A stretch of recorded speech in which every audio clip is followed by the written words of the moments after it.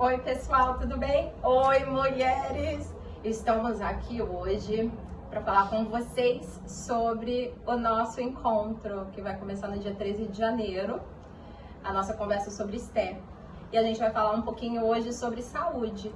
A Nayane é nossa convidada especial para falar com a gente sobre músculo, ossos e articulações. E eu já quero agradecer muitíssimo, muito obrigada por ter aceitado falar com a gente, por ensinar a gente o que você sabe.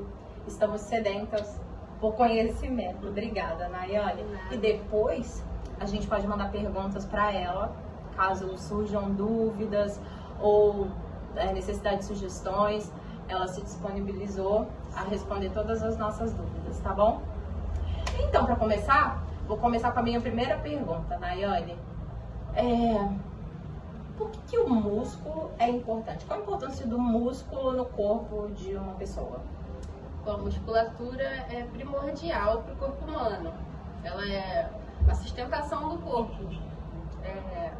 Sustentação, aliás, é o movimento, né? É ele que gera o movimento. Além disso, também é estrutura corporal. Você está parado, você já está usando a musculatura. Para estar sentada, tô sentada com a cabeça olhando pra frente, eu tô usando a musculatura. Tudo é músculo, no caso. Tô me lembrando aqui dos bebês, né? Que os bebês não têm desenvolvido nenhum músculo. Isso. E o primeiro exercício que a gente faz é colocar de barriguinha pra baixo, pro bebê levantar assim, pra fortalecer isso aí. O músculo do pescoço. O bebezinho, cada mês, tem um marco, a gente chama de marco motor, né? Que é a sustentação da cabeça, sustentação do corpinho, sentadinho, em pé. Tudo é musculatura. Que legal. E os ossos? Os ossos é a sustentação. Quando o músculo gera um movimento, o osso sem o músculo não é nada. Ele é só a estrutura do corpo. A estrutura e proteção de órgãos. Ele protege as costelas, que são ossos, protegem o pulmão e o coração. O crânio protege o cérebro. Então, além de estrutura corporal, é proteção também de órgãos vitais. Você sabe que você falou isso agora dos ossos, das costelas? Eu nunca tinha parado para pensar nisso. Toda vez que eu penso em osso, eu penso no osso do dedinho, ou então das pernas, né? Mas realmente, eles protegem os órgãos. Isso aí. Que legal. E as articulações? A articulação, ela é a junção entre um osso e o outro. Então, no caso, entre a coxa, que é o fêmur, e a parte de baixo da perna. Tem uma articulação ali para manter, como se fosse a dobradiça da porta. Entre a porta e a parede, se não tiver a dobradiça, não tem um movimento. Então, a dobradiça seria a articulação. Você sabe que quando eu penso nessa questão do corpo e de mulher, uma das primeiras coisas que me vem em mente é o acontecimento da primeira menstruação. Esse acontecimento da primeira menstruação, ele influencia de alguma forma os ossos, as articulações e o músculo? Totalmente. A partir do momento da primeira menstruação, ocorre uma desaceleração no processo do crescimento. Então, quando a gente menstrua pela primeira vez, a gente vai... aquele crescimento que começou lá de bebezinho, crescendo, na infância, adolescência, quando entrou a menstruação, esse crescimento vai ser um pouquinho mais lento, vai desacelerar. Então, por exemplo, quem menstrua mais cedo, geralmente não cresce tanto, fica um pouquinho mais baixinha, entendeu? Então, na verdade, menstruar antes é ruim? Não é que seja ruim, mas é mais pra gente ter uma consciência do porquê que acontece, né? Porque é meio que inevitável. Conforme a gente tem uma distribuição hormonal, a criança chega nesse ponto de descer essa menstruação cedo, que acontece isso, é inevitável mesmo. Olá, tivemos um pequeno problema técnico, mas a gente vai continuar. Só relembrando, a gente estava falando há pouco da menarca, da primeira menstruação influenciar no nosso crescimento. Então quer dizer que a gente continua a crescer, a gente só não cresce tanto assim quanto uma pessoa que menstrua mais tarde, uma mulher que menstrua mais tarde vai crescer. Isso aí. Então eu que menstruei aos 12, cresci menos do que Nayane, que menstruou aos 14. Tá. Além do tempo Tem algum outro fator que contribui ou não para essa questão do crescimento? Como assim? Não sei, se menstrua antes, tem alguma outra coisa que se acontecer antes ou depois, diminui a velocidade, o tempo do crescimento? Basicamente isso mesmo. Pra menina, Sim, né? pra menina, sim. Tá. Pensando, aí a gente menstrua, a gente passa por toda aquela loucura hormonal durante a adolescência, e aí mais ou menos ali aos 19, 20 anos, quando as coisas estão mais estáveis, o nosso crescimento de ossos, porque você falou de crescimento de ossos, os ossos crescem? Os ossos crescem. No caso, desde lá de bebezinho recém-nascido, ele tem o osso com as pontinhas, que são um osso que não é o mesmo tecido dos nossos ossos na vida adulta. A gente chama que é um tecido conjuntivo, que ele não chega a ser aquele osso rígido, é um osso mais molinho, quase como se fosse uma cartilagem mesmo. E conforme o osso vai crescendo, ele vai meio que endurecendo, no caso, né?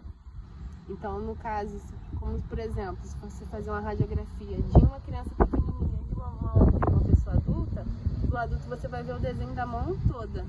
Da criança você não vai ver quase nada da mão. É só um formato ali, uns pontinhos, alguns branquinhos, porque não tem massa óssea ali. É um tecido mais, como se fosse um tecido, uma cartilagenzinha, que aquele osso está crescendo.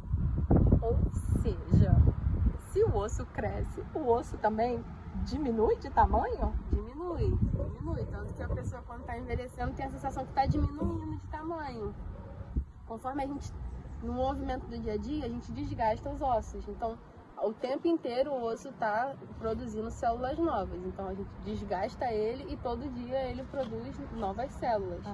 E a pessoa que já vai diminuindo assim, a quantidade de produção, no caso, a gente chama de osteopenia, que reduz a quantidade dessa produção de novas células ósseas, que no caso já é a pessoa que já está envelhecendo, já está na fase da menopausa, que desacelera essa produção de novas células.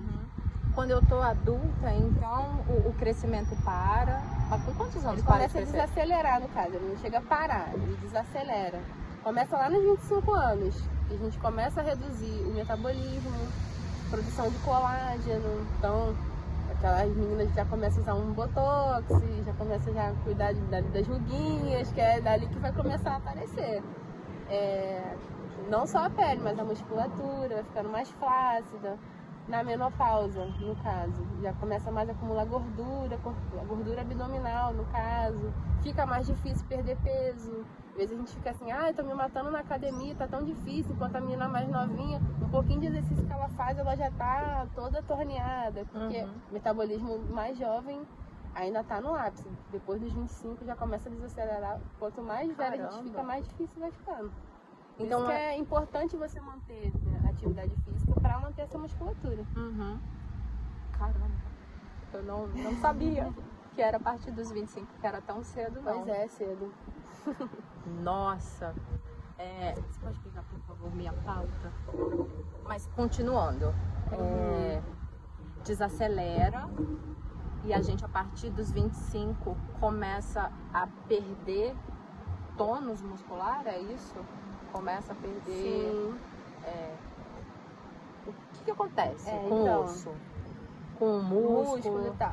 O tônus muscular é aquela contração mínima para a gente manter a posição que a gente mantém no nosso corpo. Por exemplo, aquela contração mínima para manter minha postura de estar sentada. Eu não estou me mexendo, mas o meu músculo está trabalhando para manter eu sentada. Para eu me movimentar, para eu iniciar o movimento, o músculo já está ali preparado para você fazer o movimento. Então, a gente chama isso de tônus muscular. Então, a pessoa que está já mais velhinha, mais idosinha, esse tônus a gente já sente quando a gente pega assim na pele do velhinho, que já é mais molinho, está diminuindo esse tônus. Então, ele fica mais flácido, tem essa fraqueza, tem a tendência a cair, se machucar. A gente deu um salto, né, de 25 para uma mulher mais velhinha. E eu me lembro que você falou há pouco uma palavra difícil, osteopenia. Osteopenia. O que é isso? A osteopenia é a fase inicial da osteoporose. A osteoporose a gente conhece mais, né, que é mais falado. Mas antes de chegar na osteoporose, tem a osteopenia. E no caso, osteoporose não adianta, todo mundo vai ter, todo ser humano vai ter osteoporose, Homem que também? é processo de envelhecimento do corpo humano. Ah. Mas a mulher tem esse bônus, que ela chega mais rápido na osteoporose do que o homem. A gente deu meio que um salto, né? Falou dos 25, aí pulou, falou de uma senhora mais idosa. E aí me lembrei de uma palavra que você falou difícil, osteopenia. O que é isso? A osteopenia é a fase inicial da osteoporose. A osteoporose é mais comum, né? Que a gente ouve mais falar. Enfim, a osteoporose todo ser humano vai ter. É parte do processo de envelhecimento, tanto para mulher quanto para homem. Uhum. Mas a mulher tem esse bônus que ela chega mais rápido no estágio da osteoporose do que o homem. Por quê? Por causa da menopausa. Sério? Que a menopausa reduz, né, os hormônios, afeta a musculatura, afeta a parte óssea. Então vai desacelerar aquela que eu estava falando, da questão da produção de novas células ósseas. Na osteopenia, no caso, seu corpo vai desacelerar essa produção de células ósseas novas. Uhum. Então você vai desgastando aquela produção que você tinha de antes, ela vai ser um pouquinho mais lenta. Então você acaba deixando a parte de dentro do osso mais oca. Porque no caso, você está sentindo o osso ali, mas por dentro ele está ficando oco. E aí qualquer Aí esbarrãozinho... quando ele está naquela fase mesmo bem poroso por dentro, bem oco, que já é a osteoporose.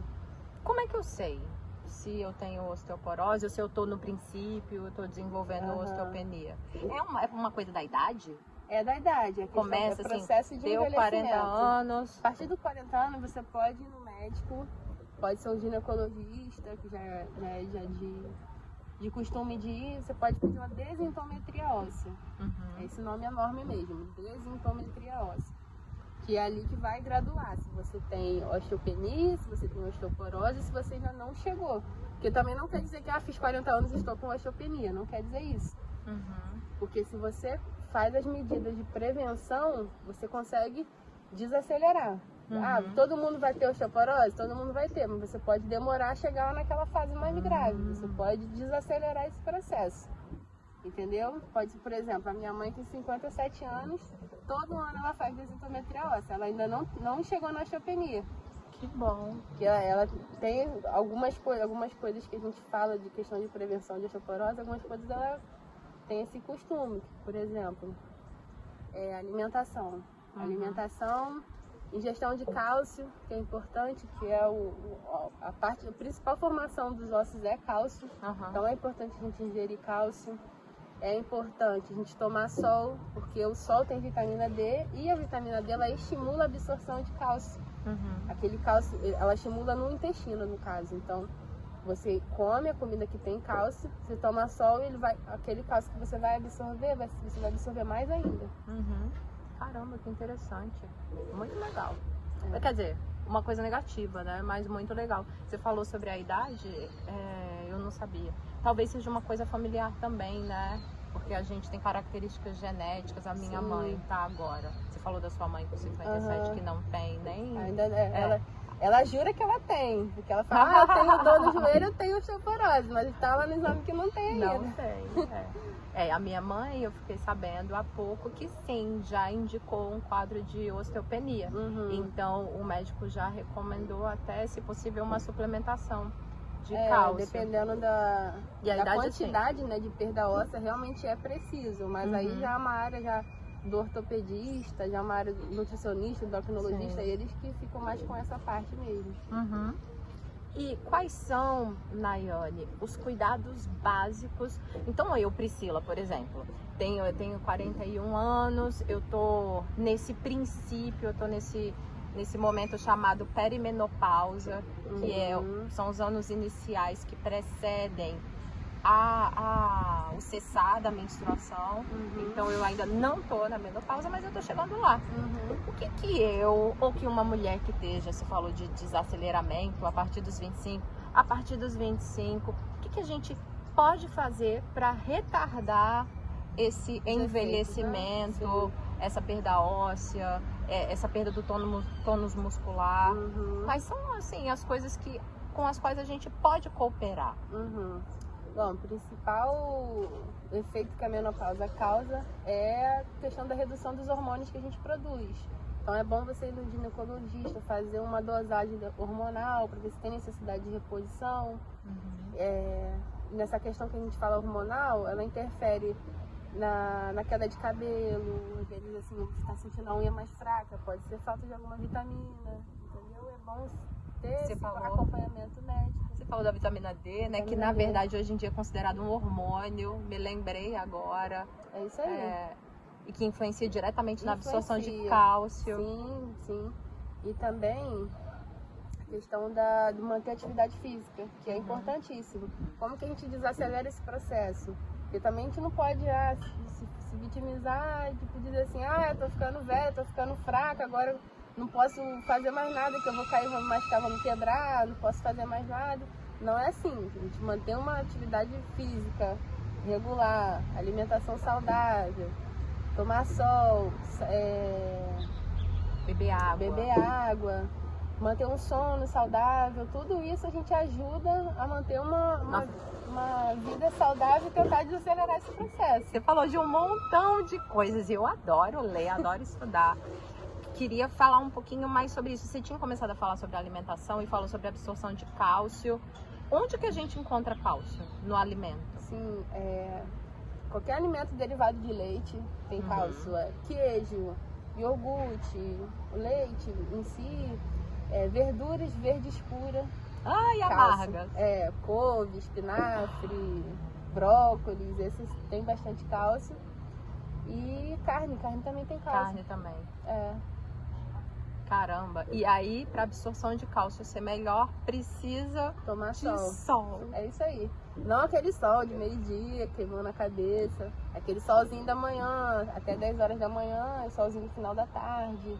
Mas assim, horas. Se eu já sair, porque eu tô pensando na vida apressada que a gente tem também, né? Se eu sair do jeito que eu tô hoje, com uma saia, com um short, com uma blusa de manga curta, você acha que eu já tenho... Eu não coloco filtro solar logo no início, para eu tomar um pouquinho de sol. Se eu tomar meia hora desse sol, já colabora de alguma forma? Foi até bom você ter falado. Protetor solar é primordial. Levantou da cama, protetor solar. Mesmo que você esteja dentro de casa, protetor solar. Sério? Protetor dentro solar. De casa? Porque Caramba. a janela tá aberta, entra sol também. Protetor solar mesmo se tiver nublado. Tem raio solar, tem que usar protetor. A gente previne câncer de pele, previne as rugas. Ué, mas como que eu... É muito difícil. Não, é difícil. Mas a questão que você falou de sair na rua, tomar um sol sem protetor solar, depende também do horário que você tá andando no sol. Mas independente disso, você tem que usar o protetor. Mas eu tô pensando nessa exposição mínima que eu tenho que ter para favorecer o meu organismo. Você tem que ter pelo menos, eu acho que considera aí 1 horinha de sol, já é o suficiente por dia. Sei que é difícil, porque eu também não consigo. É difícil mesmo, mas pelo menos tentar fazer um esforço, pelo menos 1 horinha no dia, de tomar um solzinho. Se eu não tomo nenhum, aí eu vou começar agora meia horinha. Depois aumenta um pouquinho. É isso aí. Jesus, então tá, alimentação. Mas pode ser com protetor solar, não precisa tirar não. Não precisa tirar o protetor, tá bom. Tá bom. Pelo bem da sua pele. Que a pele envelhece demais também tomando sol sem pele. Eu tenho uma curiosidade. A nossa bochecha é músculo? Ou não? Com certeza. Jesus, então se a gente fizer ginástica, porque eu percebi, né, umas coisas aqui. Sim. A gente pode fazer ginástica pra enrijecer a bochecha? Com certeza. Gente, que legal, eu não sabia. Então tá, alimentação, você falou, absorção de cálcio, sol para ajudar na absorção de vitamina D, que ajuda a absorção de cálcio, e você também mencionou água. Quantos de água tem que beber? As pessoas costumam dizer que é 2 litros, 2 litros é uma média baseada assim no peso das pessoas, só que o ideal mesmo é 35 ml por peso. Então tem gente que vai precisar de 1,5 litro, tem gente que precisa de 3 litros. Às vezes a gente acha que tá bebendo água suficiente e não tá, porque é pelo peso. Você sabe que eu achei que era pela altura? Não sei porquê. Não. Aí você falou peso agora, eu tô pensando. Quer dizer, que se eu mantiver a minha altura, mas eu for mais gordinha nesse momento... Precisa de mais água. Nossa, é isso aí. Que interessante. Muito interessante. Tô pensando aqui por quê, né? Depois eu vou descobrir. Por que se a gente pesa mais, precisa de mais água? Porque o corpo tem, se você pesa mais, você tem mais gordura no corpo.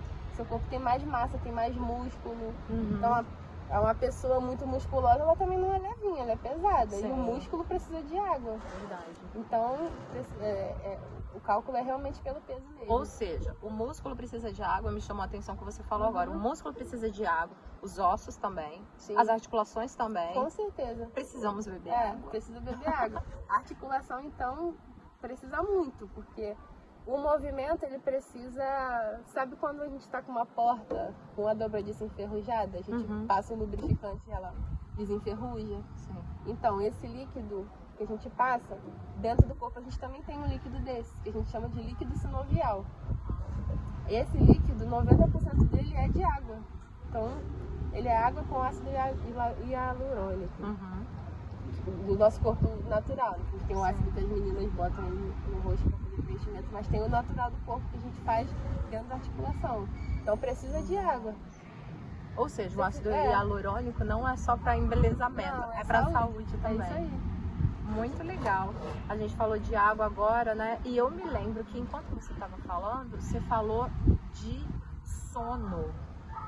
Sim. Eu sei que dormir é importante, mas tem um padrão. Você falou higiene do sono. Higiene do sono. O que é importante. isso? Como é que faz? Higiene do sono nada mais é que você manter uma rotina de sono saudável. O que seria um sono saudável?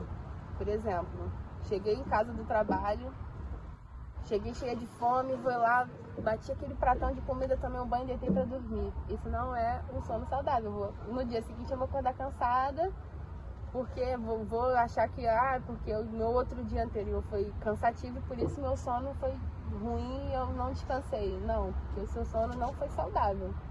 O ideal é não comer muita comida pesada antes de dormir, dar um tempinho ali de 1 hora do que você comeu para você dormir. Porque se você come e vai dormir, você foi deitar, mas o seu intestino, o seu estômago continuou trabalhando.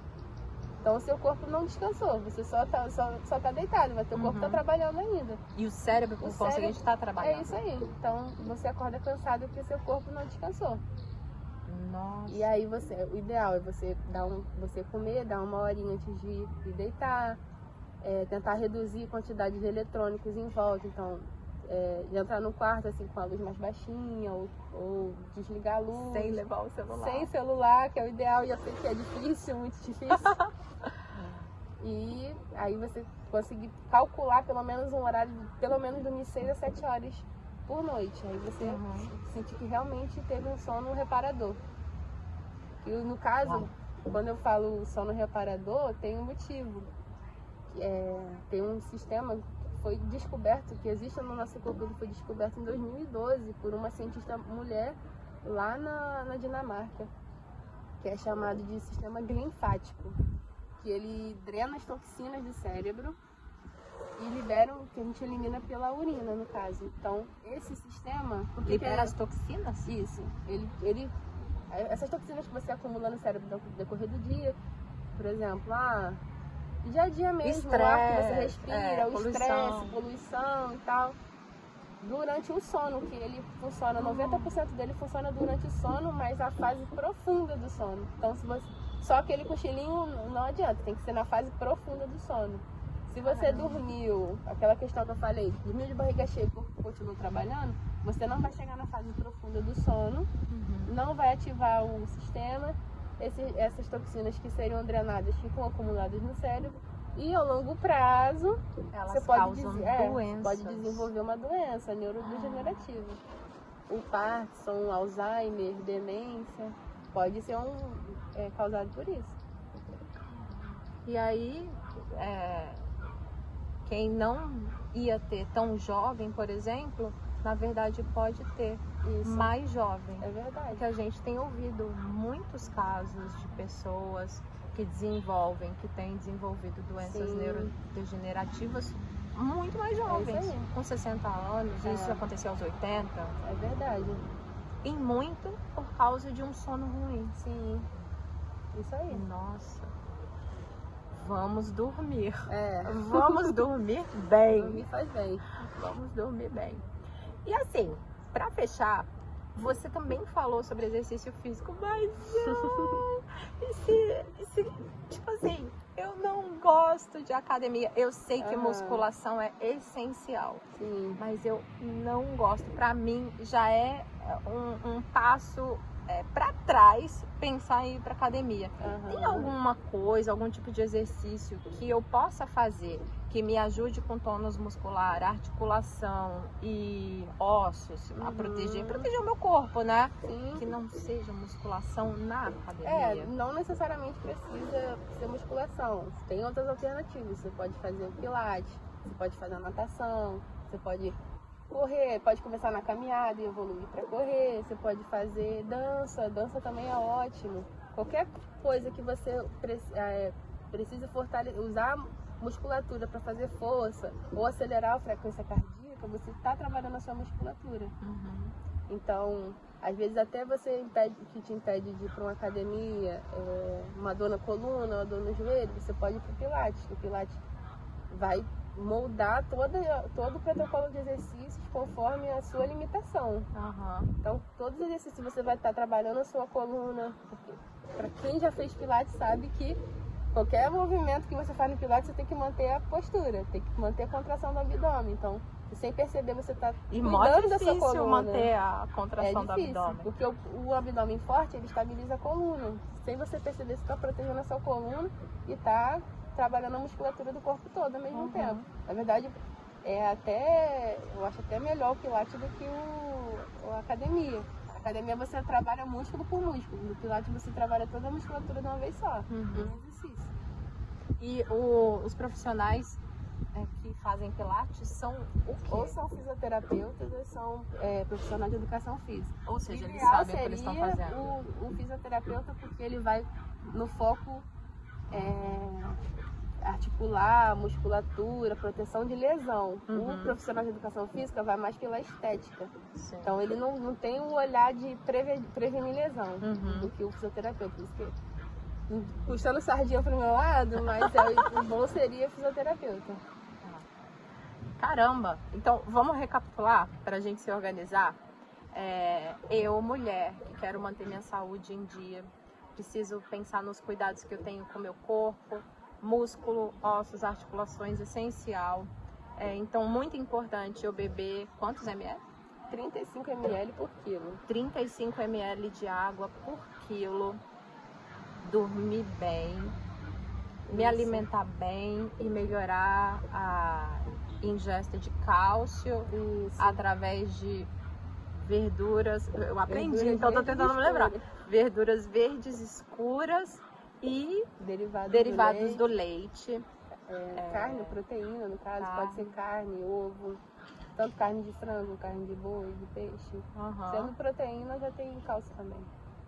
E fazer exercício físico. Isso aí. Com regularidade. Isso aí. Tá. É difícil, mas quando a gente tenta fazer com constância, a gente acaba acostumando. Sim. É uma questão de disciplina com cuidado com a gente mesmo também, né? Sim, é isso mesmo. Tá bom. Chegamos ao fim dessa primeira edição falando sobre saúde para o nosso estudo do dia 13 de janeiro. Muito obrigada, Nayane. Por ter falado com a gente, por ter ensinado a gente, por ter compartilhado esse conhecimento. E obrigada pelas perguntas também que você vai gentilmente responder. Pode deixar. Você pode mandar perguntas se você tiver, se faltou alguma informação que a gente não conseguiu acessar.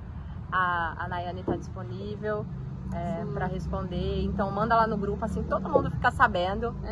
E a gente volta daqui a pouco falando sobre um outro aspecto da saúde sobre o qual a gente precisa prestar mais atenção, tá bom? Muito obrigada, um beijo muito grande para vocês. Tchau. Até logo, tchau.